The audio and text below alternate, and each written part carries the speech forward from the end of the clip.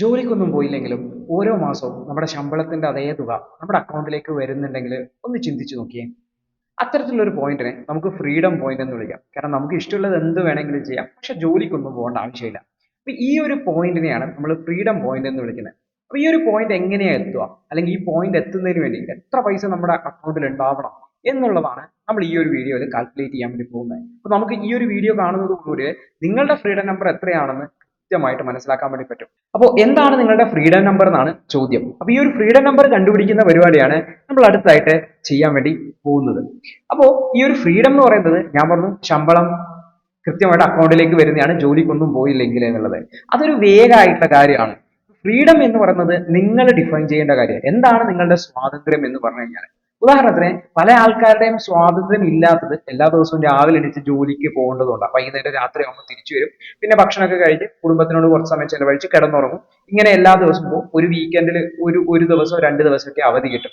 അപ്പൊ നമ്മൾ പറയും ഈ ജോലിക്ക് പോകുന്നതുകൊണ്ടാണ് എനിക്ക് ഫ്രീഡം ഇല്ലാത്തത് എന്നുള്ളതാണ്. അപ്പൊ അതാണ് ഈ ഒരു ജോലിക്ക് പോകാത്ത ഒരു സ്റ്റേജ് എന്നുള്ള ഫ്രീഡത്തിനെ നമുക്ക് ഡിഫൈൻ ചെയ്യാൻ വേണ്ടി പറ്റുക. ചിലപ്പോൾ നമുക്ക് വിചാരിക്കും എനിക്ക് കുടുംബത്തിനോട് കൂടുതൽ സമയം ചെലവഴിക്കണം, അതായത് കൂടുതൽ സമയം കുടുംബത്തിലൂടെ ചെലവഴിക്കാൻ പറ്റുന്നതാണ് എന്റെ ഫ്രീഡം. അപ്പോൾ ജോലിക്കൊന്നും പോകാൻ പറ്റില്ല, പക്ഷെ കൂടുതൽ സമയം കുടുംബത്തിനോട് ചെലവഴിക്കും. അല്ലെങ്കിൽ എനിക്ക് അര ദിവസം ജോലിക്ക് പോകാൻ പറ്റുള്ളൂ, ബാക്കിയുള്ള സമയം എനിക്ക് കുടുംബത്തിന്റെ കൂടെ ചെലവഴിക്കണം എന്ന് പറയാം.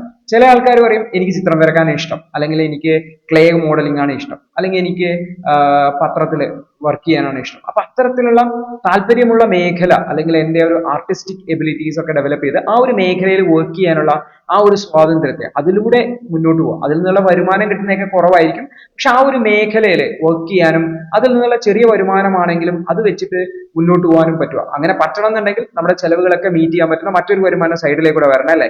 അപ്പോൾ അത്തരത്തിലുള്ള ഒരു സ്റ്റേജ് കിട്ടുന്നതാണ് എനിക്ക് ഫ്രീഡം എന്ന് പറയും. ചില ആൾക്കാർ പറയും എനിക്ക് ഈ യോഗ മെഡിറ്റേഷൻസ് ഒക്കെ ചെയ്തുകൊണ്ട് വളരെ സമാധാനത്തോടു കൂടിയുള്ള, അല്ലെങ്കിൽ കുറച്ചുകൂടി സ്പിരിച്വൽ ആയിട്ടുള്ള രീതിയിൽ മുന്നോട്ട് പോകുന്നതാണെന്ന്. ചിലവർ പറയും എനിക്ക് യാത്ര ചെയ്യാൻ ഭയങ്കര ഇഷ്ടമാണ്, അപ്പൊ എനിക്ക് ഇങ്ങനെ ജോലിക്കൊന്നും പോകണ്ട, ഇടക്കിടക്ക് ആഴ്ചയിൽ ഒരിക്കലൊക്കെ ഒരു 3 ദിവസം 4 ദിവസമൊക്കെ യാത്രക്ക് പോവാം, പിന്നെ തിരിച്ചു വന്ന് കുറച്ച് ദിവസം നാട്ടിൽ താമസിക്കുക, വീണ്ടും യാത്രക്ക് പോവാം. ഈ ഒരു സ്റ്റേജിനെയാണ് എന്റെ ഫ്രീഡം എന്നൊക്കെ വിളിക്കുന്നത്. അപ്പൊ ആദ്യം നിങ്ങൾ ഡിഫൈൻ ചെയ്യേണ്ടത് എന്താണ് നിങ്ങളുടെ ഫ്രീഡം എന്നുള്ളതാണ്. അപ്പൊ ആ ഒരു ഫ്രീഡം എന്താണെന്ന് നിങ്ങൾക്ക് മനസ്സിലാക്കി കഴിഞ്ഞാൽ ഇനി അടുത്തത് എങ്ങനെ ആ ഫ്രീഡത്തിലേക്ക് എത്താം എന്നുള്ളതാണ്. അപ്പൊ അതിനു മുന്നേ നമ്മളുടെ ഐഡിയ എന്താണ്? നമ്മൾ ഫ്രീഡത്തിലേക്ക് എത്തിക്കഴിഞ്ഞാൽ നമ്മളുടെ അക്കൗണ്ടിലേക്ക് എല്ലാ മാസവും നമ്മളുടെ സാലറിക്ക് തുല്യമായിട്ടുള്ള ഒരു തുക വരണം. അപ്പൊ ഈ തുക വരണം എന്നുള്ളതിന്റെ ഐഡിയ എന്ന് വെച്ചാല് നമ്മളുടെ എക്സ്പെൻസസിനേക്കാൾ കൂടുതലായിരിക്കണം നമ്മുടെ ഇൻവെസ്റ്റ്മെന്റ് റിട്ടേൺ. ആരാ നമുക്ക് ഈ പൈസ തരുക?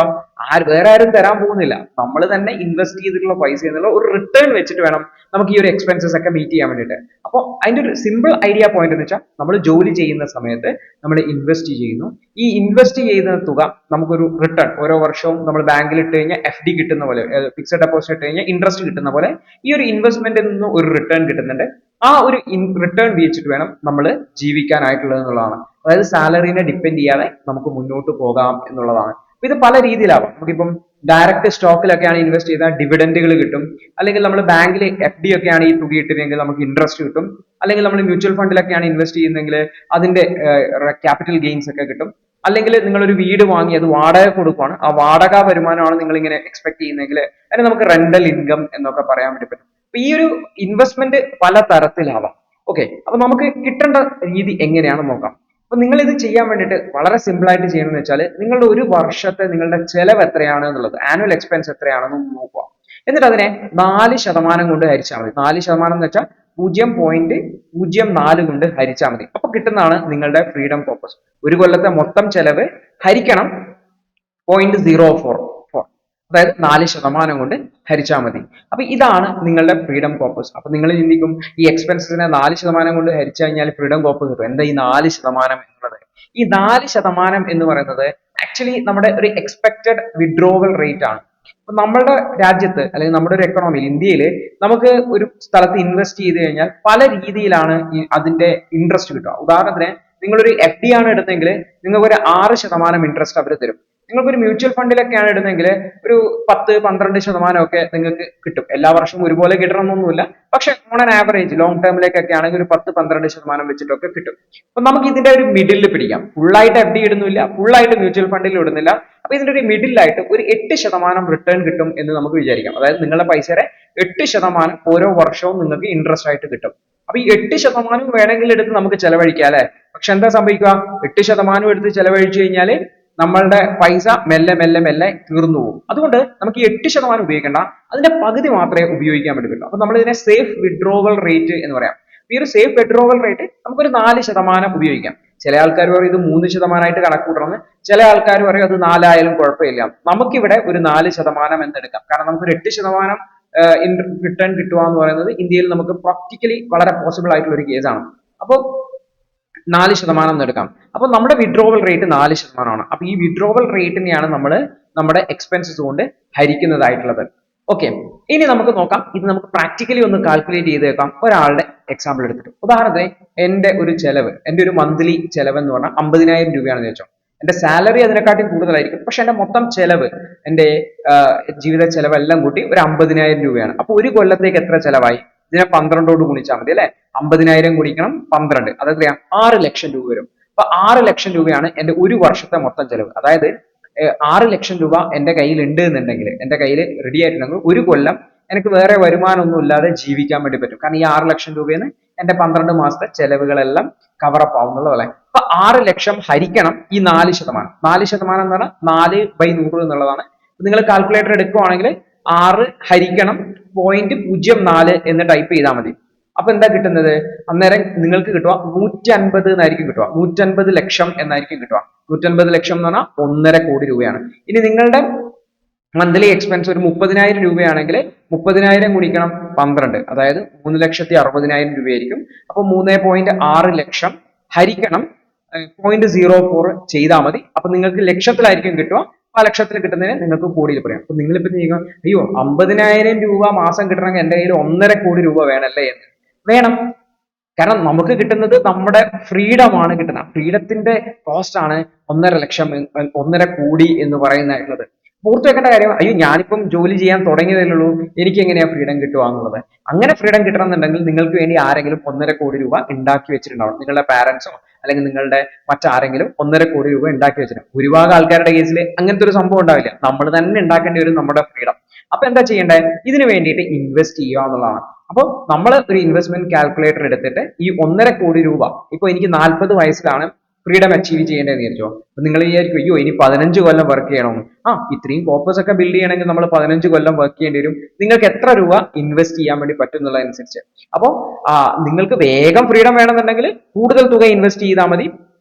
മെല്ലെ ഫ്രീഡം മതി എന്നുണ്ടെങ്കിൽ കുറച്ച് തുക ഇൻവെസ്റ്റ് ചെയ്താൽ മതി. അപ്പം ഒരു 15 വർഷം ഹൊറിസോണെങ്കിലും മിനിമം വെക്കാൻ വേണ്ടി ശ്രമിക്കുക. അതുകൊണ്ടാണ് പറയുന്നത് ഒരു 20-25 വയസ്സിലൊക്കെ തുടങ്ങി കഴിഞ്ഞാൽ 40 വയസ്സാകുമ്പോഴത്തേക്ക് നിങ്ങൾക്ക് ഫ്രീഡം കിട്ടും. അല്ലാതെ 60 വയസ്സ് റിട്ടയർമെന്റ് എന്നുള്ള രീതിയിലേക്ക് പോകാൻ വേണ്ടി പറ്റില്ല, പോകേണ്ട ആവശ്യമില്ല. 40 വയസ്സ് കഴിഞ്ഞാൽ നിങ്ങൾക്ക് നിങ്ങളുടെ പാഷൻ ഒക്കെ ഫ്രീ ആയിട്ട് ഫോളോ ചെയ്യാം. അല്ലെങ്കിൽ നിങ്ങളുടെ മറ്റ് മേഖലകളിൽ ഇഷ്ടമുള്ള മേഖലയിൽ വർക്ക് ചെയ്യാൻ വേണ്ടി തുടങ്ങാം. ഉദാഹരണത്തിന് ഒരാൾക്ക് ഒരു പെയിന്റർ ആവാനായിരുന്നു ആഗ്രഹം. അപ്പൊ പെയിന്റർ ആയുള്ള ആഗ്രഹമുള്ള അയാൾക്ക് പക്ഷെ ജീവിക്കാൻ പെയിന്റിംഗ് ഒക്കെ വിറ്റിട്ട് ജീവിക്കാൻ വേണ്ടിയിട്ട് ഭയങ്കര ബുദ്ധിമുട്ടാണ്. നല്ല ഫേമസ് ആയിട്ടുള്ള പെയിന്റർ ഒക്കെ ആണെങ്കിൽ പെയിന്റിങ്ങൾ ആരെങ്കിലും വാങ്ങത്തുള്ളൂ, ഒരു വരുമാനം കിട്ടത്തുള്ളൂ. അപ്പൊ അദ്ദേഹത്തിന് ചെയ്യാൻ പറ്റുന്ന കാര്യം എന്താ? കുറച്ചു കാലം ഇതേപോലെ ജോലി ചെയ്ത് പാരലലി പെയിന്റിംഗ് എന്ന് പറയുന്നത് ഒരു താല്പര്യത്തിന്റെ പാഷൻ ആയിട്ട് കൊണ്ടുപോവാം. ഒരു 10-40 വയസ്സൊക്കെ ആകുമ്പോൾ അത്യാവശ്യം ഫോക്കസ് ആയി കഴിഞ്ഞാൽ എന്ത് ചെയ്യുക? പെയിന്റിങ്ങിലേക്ക് ഫുൾ ടൈം ആയിട്ട് ഇറങ്ങുക. അപ്പോൾ പെയിന്റിംഗ് എന്നുള്ള വരുമാനം കുറവാണെങ്കിലും അദ്ദേഹത്തിന് ഈ 1.5 കോടി രൂപയിൽ നിന്ന് കിട്ടുന്ന ആ ഒരു വരുമാനം ഉണ്ടല്ലോ, അത് വെച്ചിട്ട് അദ്ദേഹത്തിന് എന്ത് ചെയ്യാൻ വേണ്ടി പറ്റും? അത്യാവശ്യം ജീവിത ചെലവുകൾ മീറ്റ് ചെയ്യാൻ വേണ്ടി പറ്റും. പെയിന്റിങ് പാരലലി പോവാം. പെയിന്റിങ് ഒരു 1-2 വർഷമൊക്കെ അദ്ദേഹം പെയിന്റിങ്ങിൽ വർക്ക് ചെയ്യും, ആർട്ട് എക്സിബിഷൻസിലൊക്കെ പാർട്ടിസിപ്പേറ്റ് ചെയ്യുകയൊക്കെ ചെയ്യുമ്പോൾ 1-2 പെയിന്റിങ്സ് ഒക്കെ വിറ്റ് പോകാൻ വേണ്ടി തുടങ്ങും. മെല്ലെ വരുമാനം കിട്ടാൻ വേണ്ടി മെല്ലെ ഫേമസ് ആവാൻ വേണ്ടി. അപ്പൊ നിങ്ങൾ ഏത് മേഖലയിലേക്ക് തിരിയുവാണെങ്കിലും 1-2-3 വർഷങ്ങൾ എടുക്കും നിങ്ങൾക്ക് അതിലൊരു നല്ല വരുമാനം കിട്ടാൻ വേണ്ടിയിട്ട്. പക്ഷെ അതിനുശേഷം അതിലുണ്ടാവുന്ന ഗ്രോത്ത് വളരെ കൂടുതലായിരിക്കും എന്ന് കൂടി ഓർത്തു വെക്കാം. അപ്പൊ പലപ്പോഴും ഈ വരുമാനം കുറവാണല്ലോ എന്ന് വിചാരിച്ച് നമ്മൾ പല മേഖലകളിലേക്കും ഇറങ്ങാൻ മടിക്കും, നമ്മുടെ ആഗ്രഹം ഉള്ളിലുണ്ടെങ്കിൽ പോലും. അതിന്റെ ഒരു ഇമ്പാക്ട് എന്താണെന്ന് വെച്ച് കഴിഞ്ഞാൽ നമുക്കൊരിക്കലും നമ്മളെ ആ ഒരു സ്കില്ലുള്ള അല്ലെങ്കിൽ നമ്മുടെ താല്പര്യമുള്ള മേഖലയിലെ ഗ്രോത്ത് നമുക്ക് കിട്ടില്ല എന്നുള്ളതാണ്. അപ്പൊ അത്തരത്തിലുള്ള ആ ഒരു മേഖലയിലേക്ക് ഇറങ്ങാനുള്ള ഒരു ഫ്രീഡം കൂടിയാണ് ഈ ഒരു പോയിന്റിലേക്ക് എത്തുക. ഓർത്തു വെക്കേണ്ട കാര്യം 1.5 കോടി ഇന്നത്തെ 1.5 കോടിയാണ്.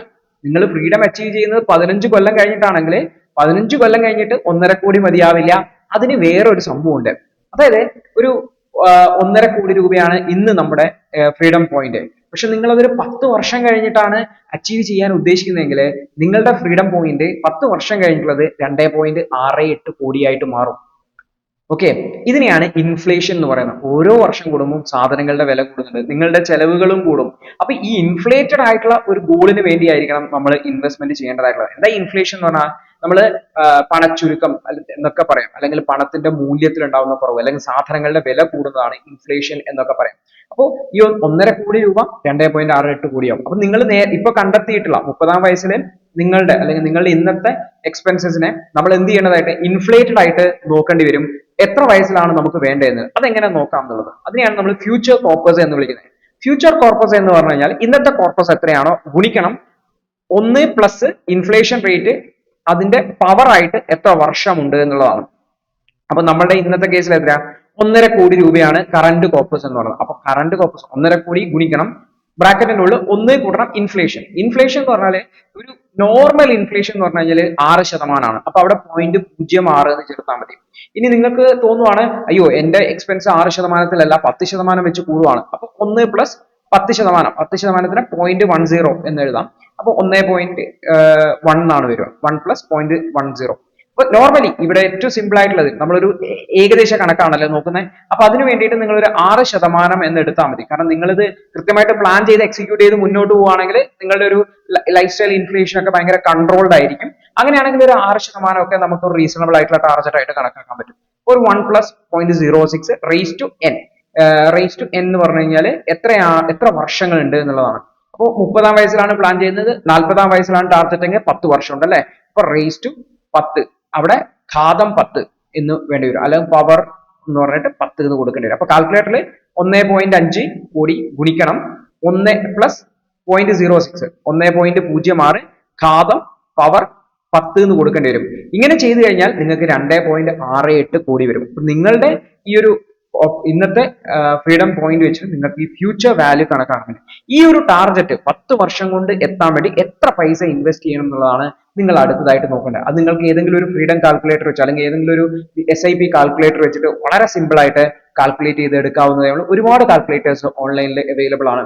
അപ്പോൾ നിങ്ങൾ മനസ്സിലാക്കേണ്ട കാര്യം എന്ന് വെച്ചാൽ നമ്മൾ ഈ പറഞ്ഞ മൊത്തം ഫ്രീഡത്തിനെ കുറിച്ചാണ്. നിങ്ങൾ ചിലപ്പോൾ ഫ്രീഡത്തിനെ കുറിച്ച് ചിന്തിച്ചിട്ടുണ്ടാവില്ല, അല്ലെങ്കിൽ നിങ്ങൾ ചിലപ്പോൾ ഫ്രീഡത്തിനെ കുറിച്ച് ചിന്തിച്ചിട്ടുണ്ടാവും എത്രയാണ് എന്റെ ഫ്രീഡം എന്ന് അറിയുന്നത്, ഫ്രീഡം പോയിന്റ് എന്ന് അറിയുന്നുണ്ടാവില്ല. പക്ഷെ ഈ ഒരു വീഡിയോ കണ്ടതോട് കൂടിയിട്ട് നിങ്ങൾക്ക് വളരെ സിമ്പിൾ ആയിട്ടുള്ള രീതിയിൽ കാൽക്കുലേറ്റ് ചെയ്യാൻ പറ്റും എന്നാണ് കരുതുന്നത്. നിങ്ങളുടെ ഇയർലി എക്സ്പെൻസസിനെ അതിനെ 0.04 കൊണ്ട് ഹരിക്കുക. അങ്ങനെയാണെങ്കിൽ നിങ്ങൾക്ക് ഒരു വാല്യൂ കിട്ടും. നമ്മളിവിടെ 6 ലക്ഷത്തിനെ 0.04 കൊണ്ട് ഹരിച്ചപ്പോൾ നമുക്ക് 1.5 കോടി എന്ന് കിട്ടി. 150 ലക്ഷം 1.5 കോടി രൂപ കിട്ടി. അതിന്റെ ഫ്യൂച്ചർ വാല്യൂ കാൽക്കുലേറ്റ് ചെയ്യുക. ആ ഫ്യൂച്ചർ വാല്യൂ കിട്ടാൻ വേണ്ടിയിട്ട് എത്ര SIP ഇടണം അല്ലെങ്കിൽ എത്ര മന്ത്ലി ഇൻവെസ്റ്റ്മെന്റ് ഇടണം എന്ന് നോക്കുക. അപ്പൊ അത് നിങ്ങളുടെ എക്സ്പെൻസസ് വെച്ചിട്ട് അതിലേക്ക് പ്ലാൻ ചെയ്യാൻ വേണ്ടി തുടങ്ങും. ചിലപ്പോൾ നിങ്ങൾക്ക് കിട്ടുന്നത് മാസം 30,000 രൂപ SIP ഇടണമെന്നായിരിക്കും. പക്ഷെ നിങ്ങൾ ചിന്തിക്കുമ്പോൾ എന്റെ സാലറിയെ ആകെ ഒരു 40,000 രൂപയേ ഉള്ളൂ, അതിൽ 30,000 രൂപ ചെലവുണ്ട്, ബാക്കി 10,000 രൂപയേ ഉള്ളൂ, ഈ 10,000 രൂപയല്ലേ ഇടുന്നത്. അതിന്റെ അർത്ഥം നെക്സ്റ്റ് സ്റ്റെപ്പ് എന്ന് വെച്ചാൽ ലഭ്യമായ പൈസ ഇട്ട് തുടങ്ങുക എന്നുള്ളതാണ്. ഓവർ ദ പീരീഡ് നിങ്ങളുടെ എക്സ്പെൻസസ് കുറയും, നിങ്ങൾ ലൈഫ് സ്റ്റൈലിനെ കൺട്രോൾ ചെയ്യാൻ വേണ്ടി തുടങ്ങും, നിങ്ങൾക്ക് കൂടുതൽ തുക ഇൻവെസ്റ്റ് ചെയ്യാൻ വേണ്ടി പറ്റുന്നതാണ്. പക്ഷെ നിങ്ങൾക്ക് എത്ര കൂടുതൽ ഇൻവെസ്റ്റ് ചെയ്യാൻ വേണ്ടി പറ്റുന്നോ അത്രയും നിങ്ങൾ ഇൻവെസ്റ്റ് ചെയ്യാൻ വേണ്ടി ശ്രമിക്കുക. ഓർത്തു വെക്കുക, ഫ്രീഡത്തിലേക്ക് മാത്രമല്ല മറ്റ് ലൈഫ് ഗോൾസിന് വേണ്ടിയിട്ടും ഇൻവെസ്റ്റ്മെന്റുകൾ ചെയ്യേണ്ടതായിട്ടുണ്ട്. എല്ലാം ഫ്രീഡത്തിലേക്ക് ചെയ്തു കഴിഞ്ഞാൽ ഞാൻ മുന്നേ പറഞ്ഞിട്ടുള്ളതുപോലെ എല്ലാം ഫ്രീഡത്തിലേക്ക് ഇൻവെസ്റ്റ് ചെയ്ത് കഴിഞ്ഞാൽ മറ്റ് ലൈഫ് ഗോൾസ് വരുമ്പോൾ, ഉദാഹരണത്തിന് കല്യാണം വരുമ്പോൾ, അല്ലെങ്കിൽ വീട്ടിലൊരു എമർജൻസി വരുമ്പോൾ, അല്ലെങ്കിൽ ഒരു മെഡിക്കൽ എമർജൻസി ഒക്കെ വരുമ്പോൾ, ഹെൽത്ത് ഇൻഷുറൻസ് ഇല്ല എന്നുണ്ടെങ്കിൽ ഈ ഫ്രീഡം കോർപ്പസ് എടുത്ത് ഉപയോഗിക്കേണ്ടി വരും. എന്റെ ലൈഫ് സ്റ്റോറി ഞാൻ നിങ്ങളോട് കൃത്യമായിട്ട് പറഞ്ഞിട്ടുള്ളതാണ്. അതിൽ നിന്നുള്ള ലേണിംഗ്സ് ആണ് ഞാൻ നിങ്ങളോട് പറഞ്ഞു വരുന്നതായിട്ടുള്ളത്. അപ്പൊ നമ്മൾ ആദ്യം ചെയ്യേണ്ടത് പ്ലാനിങ് ആണ്. എത്ര ഫ്രീഡം പോയിന്റ് എന്ന് കണ്ടുപിടിക്കുക, അതിന് വേണ്ടിയിട്ട് കൃത്യമായിട്ട് പ്ലാൻ ചെയ്യുക. അപ്പൊ നിങ്ങൾ ഇപ്പോ തന്നെ കാൽക്കുലേറ്റ് ചെയ്യുക എത്രയാണ് നിങ്ങളുടെ ആ ഒരു ഫ്രീഡം നമ്പർ എന്നുള്ളത്. തീർച്ചയായിട്ടും അത് താഴെ കമന്റ് ചെയ്യാൻ വേണ്ടി ശ്രമിക്കുക. നിങ്ങളുടെ ഫ്രീഡം നമ്പർ എത്രയാണെന്ന് കമന്റ് ചെയ്യുക, ഫ്യൂച്ചർ കോർപ്പസ് എത്രയാണെന്ന് കൂടെ കമന്റ് ചെയ്യുക. ഇൻ കേസ് കാൽക്കുലേറ്റ് ചെയ്യാൻ എന്തെങ്കിലും ബുദ്ധിമുട്ടുണ്ടെങ്കിൽ നിങ്ങൾക്കത് താഴെ ചോദിക്കാവുന്നതാണ്, അല്ലെങ്കിൽ നിങ്ങളുടെ കറണ്ട് എക്സ്പെൻസ് എത്രയാണെന്ന് പറയാവുന്നതാണ്. കമന്റ് റിപ്ലൈ ആയിട്ട് അത് കാൽക്കുലേറ്റ് ചെയ്ത് നൽകാൻ വേണ്ടി പറ്റും. വളരെ സിമ്പിൾ ആയിട്ടുള്ള കാൽക്കുലേഷൻ ആണ്. നിങ്ങൾക്ക് ഒരു കാൽക്കുലേറ്റർ, ഒരു മൊബൈൽ കാൽക്കുലേറ്ററിൽ തന്നെ നിങ്ങൾക്ക് ചെയ്യാൻ വേണ്ടി പറ്റുമെന്നുള്ളതാണ്. അപ്പോ ഇതിനു വേണ്ടി അടുത്ത സ്റ്റെപ്പ് എന്താണ്? കാൽക്കുലേറ്റ് ചെയ്ത് കഴിഞ്ഞാൽ അടുത്തത് കൃത്യമായിട്ടുള്ള ഒരു പ്ലാൻ ഉണ്ടാക്കുക എന്നുള്ളതാണ്, എങ്ങനെ ഈ കോർപ്പസിലേക്ക് എത്താം. അപ്പൊ അതിനു വേണ്ട കോർപ്പസ് എമൗണ്ടിലേക്ക് എത്താൻ വേണ്ടിയിട്ടുള്ള ഇൻവെസ്റ്റ്മെന്റ് സ്റ്റാർട്ട് ചെയ്യുക എന്നുള്ളതാണ്. അത് എത്ര മിനിമം ആയാലും സ്റ്റാർട്ട് ചെയ്യുക എന്നുള്ളതാണ്. അത് കൃത്യമായിട്ട് വെൽത്തിനെ പ്രൊട്ടക്ട് ചെയ്തുകൊണ്ട് മുന്നോട്ട് പോകുക. അതായത് ഗോൾസിനെയൊക്കെ മനസ്സിലാക്കുക, എമർജൻസി ഫണ്ട് വേണം, മറ്റ് വെൽത്ത് ഗോൾസിനെയൊക്കെ മനസ്സിൽ വെച്ച് വേണം ഈ ഒരു പ്ലാനിങ് നടത്താനുള്ളത് എന്ന് കൂടി ഓർത്തു വെക്കേണ്ടതായിട്ട്. അതായത് സാലറി നിങ്ങൾക്ക് വലിയ കംഫർട്ട് കിട്ടും. ഞാൻ എപ്പോഴും പറയുന്നത് പോലെ പ്ലാനിങ് ആണ് നിങ്ങൾക്ക് ഫ്രീഡത്തിലേക്ക് എത്താൻ പറ്റുക. കൃത്യമായിട്ടുള്ള ഒരു പ്ലാൻ ചെയ്യുക, അതിനെ എക്സിക്യൂട്ട് ചെയ്യാൻ വേണ്ടി ശ്രമിക്കുക എന്നുള്ളതാണ്. അപ്പൊ നിങ്ങൾക്ക് ഇൻ കേസ് ഈ ഒരു പ്ലാനിങ് ചെയ്യാൻ വേണ്ടിയിട്ട് എന്റെ എന്തെങ്കിലും സപ്പോർട്ട് ആവശ്യമുണ്ട്, എന്റെ എക്സ്പീരിയൻസ് അല്ലെങ്കിൽ എന്റെ ഇൻപുട്ടുകൾ വേണം എന്നുണ്ട്, അല്ലെങ്കിൽ നിങ്ങൾക്ക് ഒരു പ്ലാൻ ഉണ്ടാക്കി നൽകണം എന്നുണ്ടെങ്കിൽ നിങ്ങൾക്ക് എന്നെ ഡയറക്ട്ലി കോൺടാക്ട് ചെയ്യാവുന്നതാണ്. ഇൻസ്റ്റാഗ്രാമിൽ ദ പ്ലാൻഡ് ലൈഫ് എന്നാണ് ചാനലിന്റെ പേജ്, ഫോളോ ചെയ്യാവുന്നതാണ്. നിങ്ങൾക്ക് ഡയറക്റ്റ് മെസ്സേജ് അയക്കാവുന്നതാണ്. ഞാൻ തീർച്ചയായിട്ടും റിപ്ലൈ ചെയ്യാവുന്നതാണ്. ഈ ഒരു ചാനൽ പ്രധാനമായിട്ടും ഈ ഒരു salary management, financial freedom, planning തുടങ്ങിയിട്ടുള്ള ടോപ്പിക്കുകളാണ് ഞാൻ പ്രധാനമായിട്ടും ഡിസ്കസ് ചെയ്യുന്നത്. ഈ ഒരു ടോപ്പിക്കുകൾ നിങ്ങൾക്ക് ഇൻട്രസ്റ്റഡ് ആണെങ്കിൽ തീർച്ചയായിട്ടും ചാനലിനെ സബ്സ്ക്രൈബ് ചെയ്യുക. കൂടുതൽ വീഡിയോസുമായിട്ട് വരുന്നതായിരിക്കും. അപ്പോൾ നമുക്ക് അടുത്തൊരു വീഡിയോയിൽ കാണാം. അതുവരെ good bye, all the best.